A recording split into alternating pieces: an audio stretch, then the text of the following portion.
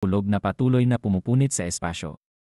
Kahit na siya ay isang martial grandmaster, nagkaroon ng kawalan ng lakas at pag-asa sa kanyang puso. Kumalat ang aura ng kamatayan sa buong katawan. Hindi. Isa akong 7-star martial grandmaster, isang overlord sa isang panig. Paano ako mamamatay sa mga kamay ng isang martial grandmaster? Sa sandaling lumabas ang pakiramdam ng kamatayan, kasabay nito ay napuno ito ng pakiramdam ng pagiging katawa-tawa, bagamat ang aura sa paligid ni Leong Xiao ay kahanga-hanga, ang kanyang aura ay lumampas na sa saklaw ng isang martial grandmaster. Katawa-tawa. Katawa-tawa. Ang katawa-tawa ay nagpasimula sa katawa-tawa. Ang aura ng buong katawan ni Fang Qianhe ay nagtipon sa rurok. Mabilis na lumiliit ang kapangyarihan ng dumain na bumubuo ng isang depensa sa paligid niya na kasing tibay. Sa katotohanan, makikita na may hawak siyang mahabang sibat na naglalabas ng isang tunog ng pag-ungol ng dragon na umalingaw-ngaw sa lahat ng dako. Bagamat natakot siya sa isang instant, pagkatapos ng lahat, isa siyang 7-star martial grandmaster. Sa Heavenly Martial World, isa rin siyang nangungunang eksperto, sapat na malakas upang dominahan ang isang panig. Sa buong buhay niya, ang naipong katapangan at sensitivity ng isang martial artist ay umabot sa maximum sa sandaling ito. Hindi kailanman naging kasing lapit ng kanyang sarili ang pakiramdam ng kamatayan. Hindi siya papayag na mas lalo pang nararamdaman ang kahihiyan. On! Tumama ang Starfall's word thesis pagkatapos gawin ang mga kinakailangang pagbabago, palaging suriin kung walang mga error sa spelling o grammar bago magpasa. Kung hindi titignan ng mga tagapamahala ang mga papeles. Dapat gawin ang pagtuturo kung hindi ang mga matataas ay hindi makikinig sa payo ng ordinaryong mga tao. Ipinagbabawal ang pagsusulat ng walang pag-isip. Ang pagiging matalino at may talento ay walang kwenta kung hindi mo inilalaan ang iyong sarili sa kapangyarihan. Huwag kang maging isang ordinaryong tao. Wala pa ring nagmumungkahi na ang pag-aaral ay ang tanging layunin ng ating mga pagsisikap. Marami pa ring hindi kinukonsinting mga tao. Patay ka na ngayon. Ang iyong buhay ay hindi na sayo. Dapat mong gawin ito nang may tiwala sa sarili. Wala sa inyo ang kailangang umiral. Sa aking mga huling sandali, ang pinakaiiwasan ko ay ang pagsisisi. Ipinanganak ako hindi upang maging may-ari ng kahit ano. Pwede mong ipagtanggol ng husto ang mga pader, ngunit wala pa ring napipigilan sa loob. Sa isang pagtatangka na malutas ang kasalukuyang sitwasyon, dapat munang tanggapin ang kasalukuyang sitwasyon. Ako ang iyong katotohanan. Ang pagiging ganap na totoo ay hindi ang pagiging walang kamuwangan. Huwag mawalan ng loob kapag hindi ka nauunawaan ng mga tao. Patuloy na bumabagsak ang kidlat, na parang si Lei Shen ay nagtuturo lamang ng daliri na naglilikha ng libu-libong kidlat. Ang mga martial artists sa paligid ay natakot, at ang kanilang mga puso ay nanlamig ng husto. Sa gitna ng nakakatakot na puwersa ng kidlat, walang nagawa kundi panoorin ang depensa ng domain ni Fang Qianhe na mapunit, at pagkatapos ay direktang tumama ang kulog sa kanya. Bagaman nahadlangan ng mahabang sibat ang sinag ng espada, hindi nito talaga nahadlangan ang siyam na order na puwersa ng kulog. Pagkatapos ng panandaliang pag-aatubili, tuluyang pumasok ang kidlat sa kanyang katawan, sumisigaw ng husto. Unti-unting umabot ang kidlat sa huling yugto, at ang katawan ni Fang Qianhe ay nahirapan. Ang kanyang buhok ay matagal nang nakakalat, at ang mahabang buhok ay tumayo na parang mga gintong karayom na nakakatakot. Pagkatapos ng pagtama, ang mga maitim na ulap sa kalangitan ay agad na kumalat, na nagpapakita ng malinaw na kalangitan at ibinalik ang orihinal na hitsura nito, ngunit ang lawa sa lupain ito ay nawala ng walang bakas. Ang nakita lamang nila ay ang lupang natatakpan ng mga durog na bato. Nagulat ang lahat sa puwersa ng kalikasan at naramdaman nilang tuyo ang kanilang lalamunan, ngunit si Fang Qianhe, na may hawak na mahabang sibat, ay nakatayo pa rin doon. Ngunit pagkatapos ay sumuka siya ng isang malaking subo ng sariwang dugo, at ang lakas ng kanyang katawan ay humina ng husto, na parang siya ay tumanda ng ilang dekada. Nanginginig niyang itinayo ang kanyang mahabang sibat sa lupa, na ginamit ito para suportahan ang kanyang katawan. Itinaas niya ang kanyang mga mata at tiningnan si Leong Xiao na lumalakad mula sa malayo, na natatakot na sumigaw, "Hindi, huwag kang lumapit. Sumusuko ako. Ganap akong sumusuko." Ginamit niya ang sibat bilang kanyang saklay at patuloy na umatras. Walang magawa niyang tiningnan ang lahat, na tumingin kay Dillin at nagmamadaling sumigaw, "President D, iligtas mo ako. President, tulungan mo ako." Susubukang magsalita sana si Dillin nang biglang makita niya ang mga mata ni Leong Xiao na nakatingin sa kanya. Sa kanyang malinaw na mga mata, may kakaibang liwanag na parang dugo na tinatakpan ng buwan na nagdulot sa kanya ng pagkagulat. Ang sinag ng hilagang langit malamig na bituin espada, North Heaven Cold Star Sword, ay parang sikat ng araw na sumisikat sa lahat ng dako na sumasalamin sa kanyang mga mata. Natakot si Dillin na umatras, hindi nang ahas na lumabas para tumulong. Bagaman ang gawaing ito ay nagdulot ng pagkagulat at pagkalito sa mga tagalabas, walang sinuman ang tumawa o humamak dahil naramdaman nila ang puwersa ng langit kanina lamang. Natakot sila na maliban kay Jiu Tian Wudi, walang sinuman ang makakalaban. Iligtas ka. Walang sinuman sa mundong ito ang makakaligtas sa taong gusto kong patayin.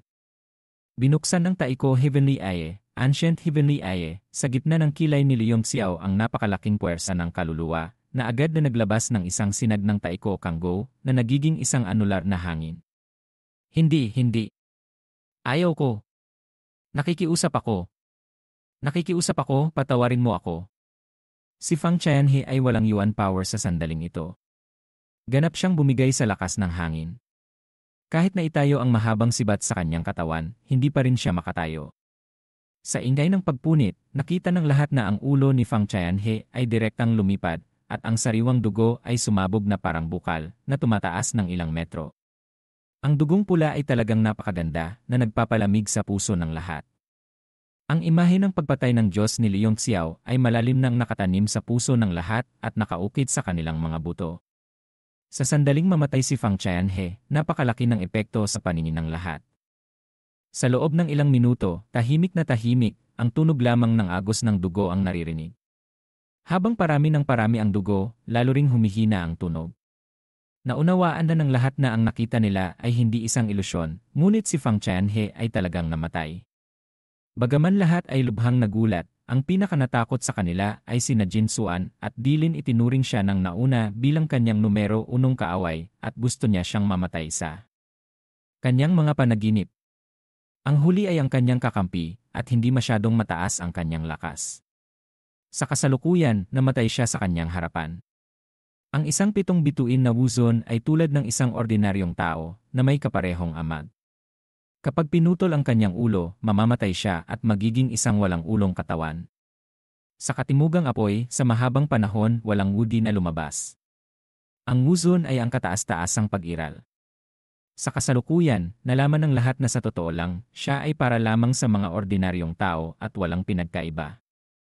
Sa harap ng isang taong mas malakas, siya ay isa lamang langgam. Ngunit ang mga malalakas ay namatay, at ang lahat ay huminga ng malamig, at ang kanilang mga katawan ay nanlamig na parang yelo. Tiningnan nila si Leong Xiao na isang wuzong, ngunit siya ay katulad ng isang nagpapatay na Diyos. Agad niyang pinatay ang isang wuzon sa kanyang espada. Paano magkakaroon ng napakawalang kwentang bagay? Katulad ng nahihirapan si Fang Qianhe, hindi makapaniwala hanggang sa kanyang kamatayan, ngunit anuman ang mangyari, walang nangahas na magkaroon ng anumang mga pag-isip na makitungo kay Leong Xiao, kabilang si Tan John, na patuloy na nagulat. Ngunit mas nag-isip si Tan John. Ang Li Ji na pinakawalan ni Leong Xiao ay, na nakilala niya bilang ang strongest martial art technique sa legend. Tiyak na ito ay ang sa puso ni Tan John, nahirapan siyang kumalma, karapat-dapat sa ang pinakamalakas na martial art technique sa alamat ng North Scorpion Sect. Nakakayang tumawid sa dalawang malalaking realm upang pumatay ng isang tao. Dapat kong makuha ito kahit anong mangyari. Naisip din ni Xun Ziming iyon sa kanyang puso. Nag-vibrate ng husto ang kanyang mukha at hindi siya mapakali. Naisip niya kung paano makukuha ang martial arts technique. Ito ay isang malaking pagkakamali. Pagkalipas ng matagal na katahimikan, nahirapan si Dillin na lumunok ng laway, at ang kanyang dila ay dry, at ang kanyang mga labi ay tuyo. Tiningnan niya ang walang ulong Fang Qianhe na nakahiga sa lupa, at ang kanyang puso ay komplikado. Ang nagtanggol na kayamanan ng Li Feng Merchant Association sa South Flame City, at ang pinaka-epektibong katulong ni Fang Qianhe ay nawala sa wala. Halos hindi siya nakainom ng kalahati ng tsaa at nawala na sila. Naramdaman niya na ang kanyang mga braso ay pinutol, orihinal na isang kahanga-hangang paglipat upang ipahayag ang balita na ang South Flame Gold Essence Source ay hindi nagpatuloy na humina ang lokal na puwersa, at malapit nang makamit ang kanyang panghuling layunin. Sa sandaling ito, walang nasugatan sa lokal na puwersa. Nawalan siya ng isang 7 bituin na Wuzon at mayroon ding isang 8 order na Xuan Qi. Ang pagkawala ay tunay na nakakasira sa kanyang mga buto. Halos katulad ito ng pagkuha ng kanyang buhay, at si Fang Qianhe ay humihingi ng tulong sa kanya at siya ay umatras sa oras na iyon. Sa mga mata ng mga tao sa Merchant Association, siya ay kumilos na hindi karapat-dapat sa tiwala at direktang nakakaapekto pa rin sa kanyang posisyon sa South Flame Merchant Alliance. Ang ekspresyon ni Dilin ay mas malungkot kaysa kaninuman. Muli niyang itinaas ang kanyang ulo at tiningnan si Leong Xiao. Wala na ang aura ni Li Shen sa kanya tulad noong nakaraan, ngunit ibinalik niya ang orihinal na hitsura ng batang Wuzong, at higit pa, ang kanyang mukha ay maputla. Lumilitaw na nag-ubos siya ng malaking lakas sa pagpatay kay Fang Qianhe. Sa puso ni Dilin, nagsisisi siya ng husto. Kung kumilos siya upang iligtas si Fang Qianhe kanina, malamang na mailigtas siya, o kahit na may isang malaking pagkakataon na patayin si Leong Xiao, ngunit sa kanyang puso, pagsisisi na lamang ang nananatili. Si Jin Xuan ay natulala na nakatayo doon. Bigla niyang naramdaman ang kawalang hanggan sa kanyang sarili na kumakalat kay Leong Xiao. Akala niya na ang kalaban ay isa lamang Wuzong, at ang lakas ni ay napakalakas din. Itinuring niya ang kanyang sarili bilang pangulo ng Merchant Association.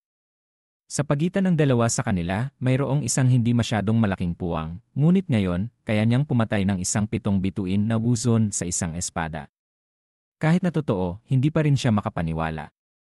Naramdaman niya na siya ay nananaginip pa rin at hindi makapaniwala na ito ay isang malakas na. Halos walang pagkakaiba sa pagitan niya at ng tuktok ng mundo, ngunit siya ay isa lamang ordinaryong pangulo ng Merchant Association. Paano siya makakalabas na nakaharap sa kanya? Sa kanyang puso, lumitaw ang isang malaking puwang, at naramdaman niya na wala siyang kwalipikasyon upang maging kaibigan ni Leong Xiao. Nakaramdam siya ng pagkatakot sa kanyang puso. Ito rin ang panuntunan ng paggalang sa lakas sa Heavenly Martial World na nabuo noong unang panahon. Bilang isang kaibigan, ang katayuan at posisyon ay dapat na hindi bababa sa katulad sa iyong sarili. Kung napakalaki ng puwang, magkakaroon ng hadlang. Nakaramdam na ngayon si Jin Xuan ng malaking pagkatakot. Haha! Pagkatapos ng pagkabigla, tumawa si Tanjon na nagpapakita ng kanyang pagiging magiliw sa kanyang mga mata, at higit pa, malaki siyang nag-ingat. Ang Li Ju na ginamit ng kalaban ay hindi maaaring pumatay sa kanya, ngunit mayroon itong malaking pagbabanta, at si Leong Xiao ay may misteryosong trick. Hindi niya magawa ang anumang bagay sa kalaban na lalong ikinabigo niya.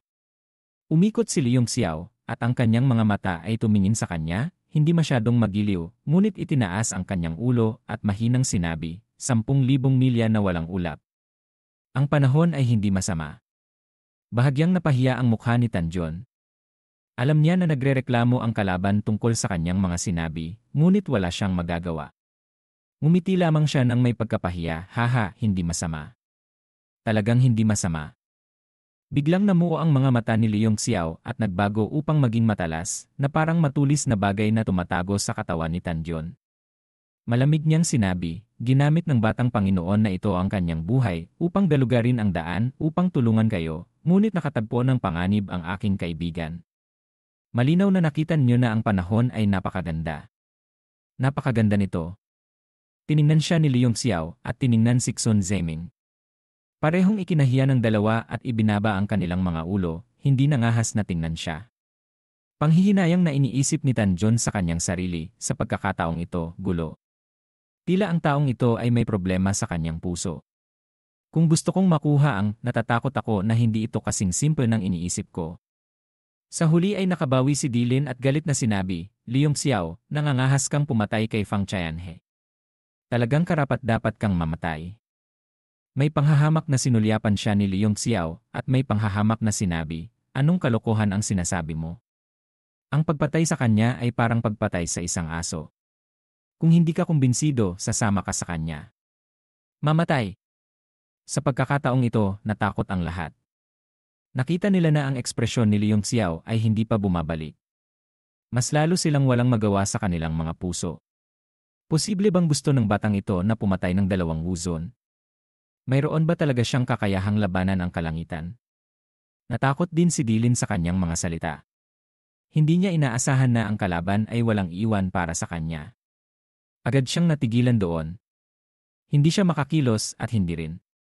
Sa puso ni Tanjon, masaya siyang magkakaroon ng hindi pagkakaunawaan ng dalawa. Kung maglalaban sila, mas makakabuti ito. Agad siyang nag-provoke at sinabing, this event husband, kaya mo lamang ipakita ang iyong sarili sa kama. Hindi ka angkop dito. Haha sa ilalim ng napakalaking pressure, tumawa ang mga martial artist ng lokal na puwersa. Puno ng puot ang kanilang mga mukha na nagtatakip sa kanilang mga tiyan at tumatawa ng malakas. Ang ekspresyon ni Dylan ay naging kulay atay ng baboy. Nakakahiya ang pagiging lalaki at hindi maaaring magdala ng kahihiyan. Talagang walang kayang tiisin ang sinuman, lalo na tumama si Tanjon sa kanyang buto. Tanjon, lalaking matanda ka, papatayin kita.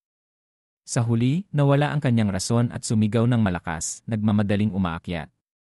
Ang kanyang dalawang kamay ay tumama sa kawalan. Ang bawat mula sa lahat ng direksyon ay tumama, na nagpapasigla sa espasyo sa paligid ni Tanjon. Nagulat si Tanjon. Nais niya sanang dalhin ang problema kay Leong Xiao, ngunit hindi niya inaasahan na masangkot siya. Pareho silang dalawa na tuktok na Wuzon. Kung kumilos sila, huwag nang sabihin na hindi nila malalaman kung sino ang mananalo o matatalo. Kahit na matukoy nila, pareho silang magtatapos sa isang parehong sitwasyon. Galit na galit siya. Nagpakawala siya ng masamang ki sa kanyang katawan na nagiging masama ang hangin upang kalabanin si Dylan. Galit na sumigaw siya, ang pagpatay kay Fang Tianhe ay si Leong Xiao. Bakit mo ako ginagawa? Si Dylan ay galit na parang apoy, halos walang kakayahang mag-isip. Nadarama niya ang mga salitang sinabi ni Tanjon sa kanyang mga tainga, lalo na niyang naisip na sinasadya niya siyang inuuyam at hindi siya nangahas na lumaban kay Leong Xiao. Lalong ikinahiya at kinagalit niya siya. Patuloy siyang nagpakawala, ginagamit ang lahat ng kanyang galit upang baguhin sa palad, ngunit unti-unting napasok si Tanjon sa isang hindi nakakalamang sitwasyon. Umatras ang lahat ng martial artist sa paligid. Ang labanan ng tuktok na Wuzon ay madaling magdulot ng sakuna. Agad silang nagpakalat at ilan sa kanila na walang mata ay nasangkot na agad na naging alabo. Sa kanilang mga puso, natakot sila. Kung gusto mong maglaban, ako ay sasama sa iyo ngayon. Mamamatay ako kung hindi ako atras. Sa huli, ang galit ni Tanjon ay sumiklab at itinago niya ang masamang ki sa paligid ng kanyang katawan na unti-unting nagiging na parang nakasuot ng baluti sa lahat ng dako. Sa likod niya, ipinakita nito ang flexibility na napakabihirang. Nang magpakawala siya, ang anino ng kanyang palad ay umugong ng napakalakas. Sa masamang ki, agad na pinakawalan ang power of the fist at nagiging solidong anino ng kamao na naging kulay brown. Ang matinding puwersa na si Dylan ay huminga ng mataas at agad na binawi ang kanyang pagkabali, isa lamang fist ang ginamit sa kanyang kalaban. Ang dalawang puwersa ay biglang sumabog at ang isang malaking enerhiya ay kumalat. Hindi lamang nag-collapse ang espasyo, nayanig din ang lupa. Ang underground ay hindi, at mahigit 10 katawan ang lumipad sa paligid upang maiwasan na masangkot sa. Sa kanilang mga puso, natakot sila ng husto. Dylan, lalaki ka. Kung gusto mong maglaban, lalaruin kita hanggang sa mamatay ngayon. Sa huli, ang galit ni Tanjon ay umapoy, na pinigilan ang kalaban, at kahit sino ay hindi tatanggap nito, ngunit ang masamang ki na naipon sa kanyang katawan ay nagiging isang buhawi na nagpapakita ng angkan sa buong mundo. Ang aura ng siyam na bituin na Wuzon ay umabot sa rurok, at ang puwersa ng Domain ay maaaring ibukod ang iba sa 1,000 metro na bumubuo ng hindi pantay na mundo. Ang galit sa suntok ni Dylan ay unti-unting umaalis. Tumingin si Tanjon na parang bumabagsak na Diyos, ngunit nag-alala siya. Hindi ka ba magaling? Halika. Inilabas ni Tanjon ang isang kuko at agad na namuo ang masamang ki upang maging isang sandata na direktang tumama. Nagbago ang ekspresyon ni Dylan at ang kanyang dalawang kamay ay bumuo na tumatayo sa ibabaw, magkakalat kaagad. Kung malayo sa dalawa si Tanjon, gustong atakihin pa rin ni Tanjon si Dylan, ngunit sa huli ay nagbago ang ekspresyon ni Dylan. Huminto na rin sa wakas si Tanjon at malamig na sinabing, hindi mo ba gusto na kainin ako? Ngayon, samahan kita hanggang kamatayan at titingnan ko kung sino ang mauuna. Nagsiwalat ng malamig na liwanag ang mga mata ni Dylan at magaspang na sinabi, kakanina lang ako nagagalit, ngunit hindi ka dapat gumalaw ayon sa iyong nararamdaman. Kung patuloy kang lalaban, walang makikinabang sa sinuman at dadagdagan mo lamang ang puot. Hindi ba mas mabuti kung hindi ito nangyari? Humph, gusto mong maging maganda? Hindi natanggal ang galit ni Tanjun at tumawa, ngayong kumilos na ako, huwag mong isipin na madali itong matapos. Biglang nagbago ang ekspresyon ni Dylan at mahinang sinabi, kung ano ang gusto mo ay paglinawin mo. Sa puntong ito, galit na sumigaw si Tanjun, simple. Magbayad ng 10 bilyong orihinal na bato ay matatapos na. Ano? 10 bilyon? Galit na sinabi ni Dylan, gusto mo bang gamitin ang bagay na ito para sakalin ako? Itinuturing mo ba akong tanga? Iwinagayway ni Tanjun ang kanyang kamay at sinipsip ang buong masamang ki sa kanyang katawan at sinabing, ang bagay na ito ay dahil sa iyo, kaya ikaw ang magbabayad o hindi magbabayad. Hindi ito tungkol sa akin. Tingnan mo kung paano mo ito haharapin. Bigla niyang natuklasan na pagkatapos makipag-ugnayan kay Leong Xiao, natutunan din niya ang walang hiya na pagtangay doon. Nagulat ang lahat na siya ay isang tuktok na wuzon at nagpabaya pa rin sa mga bagay tulad ng pagtangay ng yaman. Sa totoo lang, wala pa silang naririnig tungkol dito. Namangha silang nagpalaki ng kanilang mga mata. Nagalit si Dylan at hindi lamang siya pinatay ang isang epektibong katulong, ngunit sinira pa ang 8th Order Naksuan Ki. Ngayon, kailangan pa niyang magbayad ng malaking bilang ng orihinal na bato. Gusto na niyang sumugod at makipaglaban sa iyo hanggang kamatayan, ngunit pinilit pa rin niya itong tiisin, dahil hindi siya nag-isip ng maayos kanina, kaya dapat niyang bayaran ang karapat-dapat dito. Kumakagat ang kanyang mga ngipin, galit na sinabi, maaari kang magbayad ng ilang orihinal na bato, ngunit hindi ka maaaring magbigay ng napakataas na presyo. 100 milyong grade 1 na orihinal na bato. Hindi higit doon. Ang pakiramdam ni Tanjun ay napakagaling. Ganito rin siya noong pinahiya siya ni Leong Xiao. Natitiyak niyang naramdaman din ni Dylan iyon sa katawan ni Dylan. Tumawa siya, kulang ng isa. Natulala ang lahat na madalas na tinatrato ang mga nakatataas na wuzon bilang mga Diyos, ngunit parang nagde-dealer sila sa kalsada. Ang mga bargains ay napakababa, magkita tayo sa 1,000 milya, 10 milyong orihinal na bato ay hindi mahal. Mataas ang pinto ng song at libu-libong bundok at ilog ang mayroon. Kalahating bilyong orihinal na bato, maganda o hindi. Ang hangin ng tagsibol ay hindi dumating sa Yumen, at nangangako sila na mabubuhay o mamamatay ng 83 tao sa mundo ay may tunay na damdamin, ngunit maaari ba nilang bawasan ang isa o hindi? Ang presyo ay lubhang katwiran, gusto mo bang magbayad o hindi magbayad? Nasa iyo. Napatay ang lahat at tahimik silang nanatili. Sinabi ni Tanjun, hindi bababa sa 5 bilyon. Hindi ko gustong magsalita pa sa iyo. Kahit saan man, gusto kong mag-anyaya ng isang eksperto na wuzon na tumulong at hindi bababa doon. Alam ni Dylan na mahirap bawasan at kinagat na lamang niya ang kanyang mga ngipin at sumang-ayon. Palihim na tumawa sa kanyang puso, iniisip sa kanyang sarili, samantalahin ang pagkakataon na ito sa ngayon at pagkatapos ay siguraduhin na bubuhay ka pa rin o hindi. Kung kaya mong makatakas sa iyong buhay, maghuhusga ako sa iyo. Pagkatapos makipagbargain, hindi na nagtalo ang dalawa at lumipad patungo sa direksyon na itinuro ni, ngunit malayo ang kanilang. Tumatakbo si Leong Xiao kasama si Jin Xuan na namumuno sa lahat. Ang na ito ay napakalaki at naglalaman ng iba't ibang panganib, ngunit lahat ng tao ay nagsasama, ngunit ligtas silang lahat. Biglang kumatok ang puso ni Leong Xiao at bahagyang tumawa, nakahinto na rin ang dalawang bobo. Nagulat na sumagot si Jin Xuan at hindi alam kung anong pinagsasabi ni Leong Xiao. Pagkaraan ng ilang sandali, nakita niya, ang ibig mong sabihin ay sina Tanjun at Dylan. Sa kanyang mukha, nagpakita ng pagkabigla at sinabing, daan-daang milya pa ang layo, ngunit nadarama mo pa rin sila. Tumawa si Leong Xiao at sinabing, huwag mong kalimutan na isa akong lihim na tagapagsanay at kaya kong talunin si Mo Huayuan. Kung nagsasama ang dalawang tuktok na wuzon, ang pag-vibrate ng wuyi ay maaaring madama kahit na nasa labas ako ng libu-libong milya. Sa puso ni Jin Xuan, natakot siya. Sa sandaling ito, naalala niya na ang batang nakatayo sa kanyang harapan ay pinatay ang ikapitong bituin na wuzon sa isang espada, at natalunan din ang ikawalong antas na mahusay na tagapagsanay. Balisa siya. Kahit nabawiin ang buong kasaysayan ng Heavenly Martial World sa isang pagkakataon, hindi niya kailanman mahahanap ang pangalawang. Sa edad na ito, paano makakamtan ng kanyang? Sa kanyang puso, humanga siya kay Dingling. Hindi niya alam kung saan niya nahukay ang naito. Ang so-called that ay ganap na walang kahulugan.